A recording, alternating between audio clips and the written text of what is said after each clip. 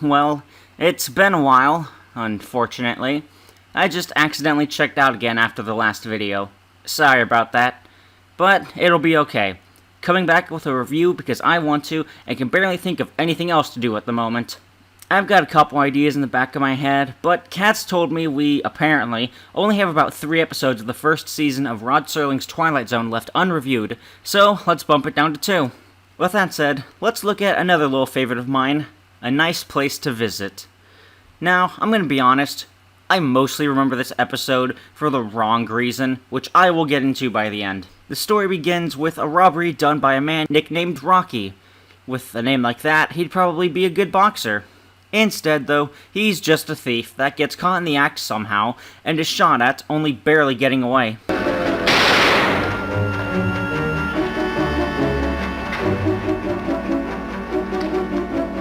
Stop! Stop or I'll shoot! What do you mean you'll shoot? You opened up shooting him! It's extremely reasonable why he would shoot back, even if he's still in the wrong here. But Rocky does get shot while trying to scale a fence, and somehow doesn't die. Instead, a nicely dressed man named Pip greets him and tells him he's a guide for Rocky here.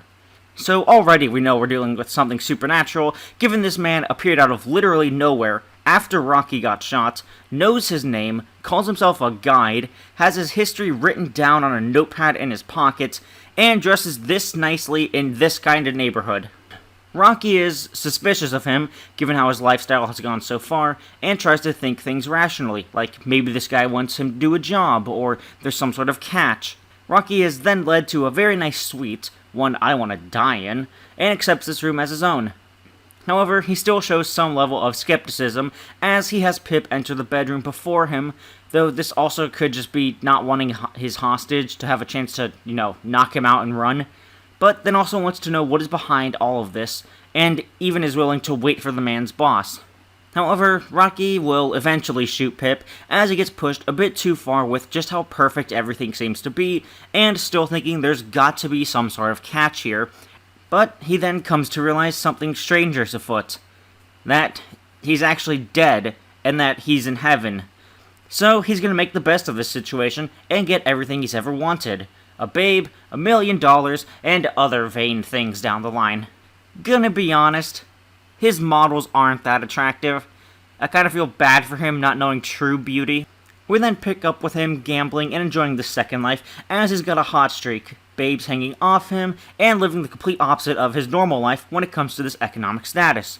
Unfortunately, though, Rocky can't visit his dead friends, as this place is a private domain for him and him alone. So he then asks the question I'm sure lots of people are asking. Why was this kind of guy let into heaven? How come they let me in here, huh? I thought this was only for, school teachers and like that. Oh, we have some school teachers here. Oh boy. I didn't catch that on my first watch. I'll just let that be for now. Moving on past this, Rocky goes to the Hall of Records to look at his history and finds that, yes indeed, he's still a terrible person undeserving of heaven. Although he tries to play it off, you can see that it's starting to bother him more and more, and he's also getting tired of everything being too good, and that there's no thrill or danger anymore. However, rather anticlimactically I must say, Rocky finally gets told that he's not in heaven and never was. He's been in hell this entire time. And the episode ends on Pip's laugh, which I'm sort of torn on. Rewatching this episode was, well, an alright time. An element out of its control called buffering was a real pain in the rear, but I also didn't enjoy it as much as I thought I might, even though I remembered everything pretty well. Maybe Kid Me was just too amazed by the Twilight Zone. Speaking of Kid Me, one of the main reasons I remember this episode is because my dumb brain connected Pip to looking like Colonel Sanders, yes, the KFC king. Thankfully, it isn't the entire reason I remember this episode. I actually think this has a unique take on hell.